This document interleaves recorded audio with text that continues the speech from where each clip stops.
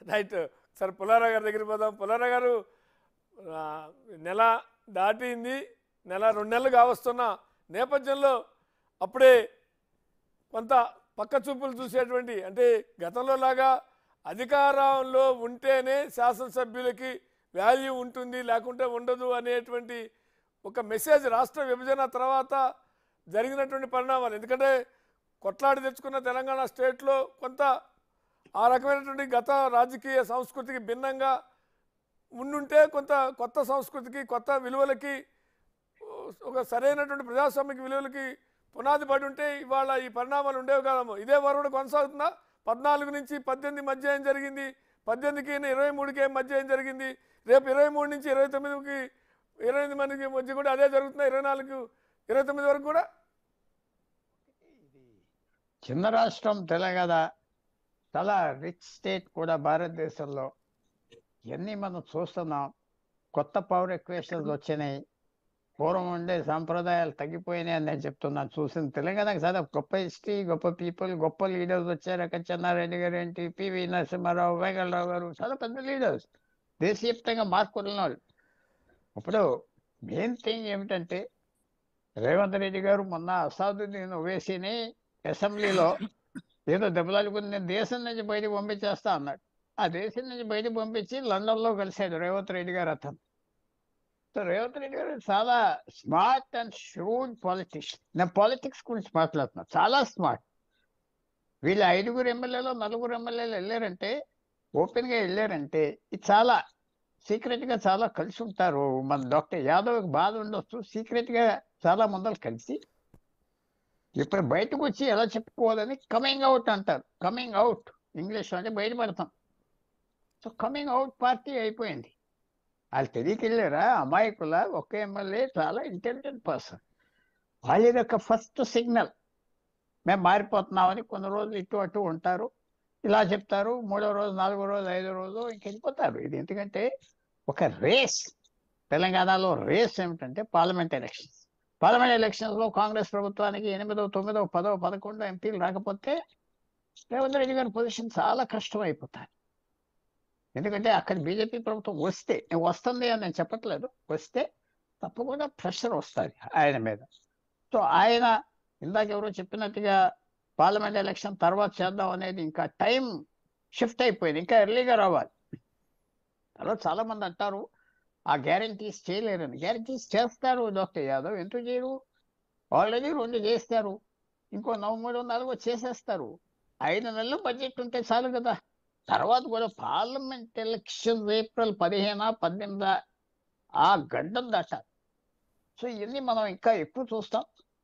ఆ ఎమ్మెల్యేలు కూడా 5 సంవత్సరాలు ఇక్కడ కూర్చుందామా వెళ్ళిపోదామా ఇదంతా ఆలోచించుంటారు. చేసే వెళ్ళిపోతున్నారని నేను చెప్పట్లేదు, ఆలోచించుంటారు. పెద్ద స్టెప్ తీసుకున్నారు. ఎంతమంది వెనకాల ఉన్నారు, వాళ్ళు వచ్చి ఆ ఫోటో దిగటంలో ఎలాంటి మెసేజ్ మిగతా ఎమ్మెల్యేలకు ఇచ్చారు, ఎలాంటి మెసేజ్ ఇచ్చారు, ఇవన్నీ చాలా డీప్. పార్టీ నష్టంలో బీఆర్ఎస్ కాసుకోవాలి. వాళ్ళ ఎమ్మెల్యేలు కాసుకున్నా ఉండకూడదంటే ఉండరు, ఎవరిని లెక్క పెట్టరు. మనం చూస్తున్నాం కదా, వెళ్ళిపోతారు. కాంగ్రెస్ ఎమ్మెల్యేలు పోయినసారి 12 మంది ఎంతో వెళ్ళిపోయారు. ఫోన్లు చేసి రాహుల్ గాంధీని కలుస్తాడు వస్తాడంటే ఎవరు పట్టించుకోలేదు. వెళ్ళిపోయే సమయం వచ్చినప్పుడు వెళ్ళిపోతారు. ఎంతమంది వెళ్ళిపోతున్నారు, ఎంతమందికి ఇక్కడ ఉంటే కుదరదు అనుకుంటున్నారు మనకు తెలియదు. తప్పకుండా ఇంకో విషయం ఏంటంటే 119 ఎమ్మెల్యేలు ఉన్నారు తెలంగాణలో. ఉత్తరప్రదేశ్లో 400. అంటే అక్కడ వాల్యూ ఆఫ్ ఎమ్మెల్యే ఉత్తరప్రదేశ్లో 0.25%. పాయింట్. ఇక్కడ ఎమ్మెల్యే ఏంటంటే ఒక ఎమ్మెల్యేకి దాదాపు 1%. ఇక్కడ వాల్యూ ఎక్కువ. ఇంకా చిన్న రాష్ట్రంలో గోవా లాంటి రాష్ట్రంలో 40 మంది ఎమ్మెల్యేలు ఉన్నారంటే ఒక ఎమ్మెల్యే వాల్యూ 2.5%. ఒక 10 మంది వెళ్ళిపోతే పెద్ద షిఫ్ట్ అయిపోతుంది. సో ఇక్కడ 5 మంది 10 మంది సాంప్రదాయం ఉన్నది కదా. వాళ్ళు వెళ్ళిపోయి స్పీకర్ నోటీస్ మీద యాక్షన్ తీసుకోకపోతే అలా టైం గడిచిపోతుంది కదా. 2 సంవత్సరాలు 3 సంవత్సరాలు వాళ్ళు రిజైన్ చేసి పోటీ చేయాలా వద్దా అవన్నీ రావు. నేను ఎక్స్పెక్ట్ చేస్తున్నా తప్పకుండా కొంతమంది ఎమ్మెల్యేలు వెళ్ళిపోతారు. ఇవాళ డైరెక్ట్గా వెళ్ళి అక్కడ కూర్చుని బొకే ఇచ్చారంటే ఇది చాలా పెద్ద మెసేజ్. అంటే ఇవ్వకూడదా? డెవలప్మెంట్ వర్కా? ఆ డెవలప్మెంట్ వర్క్ అని కరెక్టే, కానీ ఎలాగ వెళ్ళారు ఏంటి? చెప్పి వెళ్ళారా, చెప్పి వెళ్ళలేదా, పబ్లిక్గా స్టేట్మెంట్ ఇచ్చారా, ఒక రిప్రజెంటేషన్ ఇవ్వడానికి వెళ్తున్నాం అదేం లేదు కదా. సడన్ గా వెళ్ళి చేయటంలో ఇది ఒక మెసేజ్ ఇచ్చారు మిగతా ఎమ్మెల్యేలకి. సో రాబోయే రోజుల్లో అంటే ఇది ఉన్న కేసీఆర్ దాంట్లో గారు పుల్లారావు గారు ఉన్న దాంట్లో మెదక్ అనే పార్లమెంటు అనేటువంటిది కొంత స్ట్రాంగ్గా వాళ్ళకి గ్యారంటీగా కనపడుతుంది దాంట్లో. ఎందుకంటే ప్రతి లోక్సభకి 7 అసెంబ్లీ సెగ్మెంట్లో ఒక్క మెదక్ తప్ప మిగిలినవన్నీ బీఆర్ఎస్ గెలుచుకున్నటువంటి స్థానాలే. అది సిద్దిపేట కానీ, గజ్వేల్ కానీ, దుబ్బాక్ కానీ, నర్సాపూర్ కానీ, పటాన్ చెరువు కానీ, ఇవన్నీ కూడా అటువంటి చోట్ల సంగారెడ్డి ఇట్లాంటి చోట్ల ఒక గ్యారంటీగా ఒక ఎంపీ సీటు వస్తుందనుకొని విశ్వాసం బలంగా ఉన్న స్థానం నుంచి ఒక నలుగురు ముఖ్యమంత్రిని కలవటం అనేటువంటిది ఒక బిగ్ షాక్ కాదా?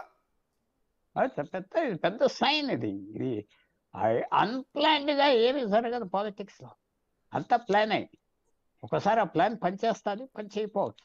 ఇదేం అన్ప్లాన్ కాదు, ఏదో అమాయకతనంగా కారు ఎక్కేసి సీఎం గారిని వెళ్ళి కలుద్దాం అంటే ఆ సంబంధం లేదు కదా. ఇప్పుడు సీఎంకి కేసీఆర్కి మంచి సంబంధం అంటే ఇది కలవచ్చు, సంబంధం లేదు కదా. అందువల్ల మనం చూడాలి. తర్వాత ఒక చెప్తున్నాను శ్రీనివాస్ గారు, నాకు ఎప్పుడు ఒక ఫోటో ఎక్కువ కనపడుతుంది. 6 నెలల క్రితం కాంగ్రెస్ ఆఫీస్లో బీఆర్ఎస్ ఎంపీలు కూర్చున్నవారు కదా, పార్లమెంట్లో మనం కలిసి పనిచేద్దాం, బీజేపీని ఓడిద్దాం అని అందరూ మర్చిపోయారేమో అనుకుంటున్నా. మర్చిపోయారేమో. కాంగ్రెస్తోనే కలిసి ఢిల్లీలో చాలా పోరాటం చేశారు కదా. వాళ్ళు ఎవరో కలవటానికి అవకాశం ఉన్నదా అది కూడా ఆలోచించండి.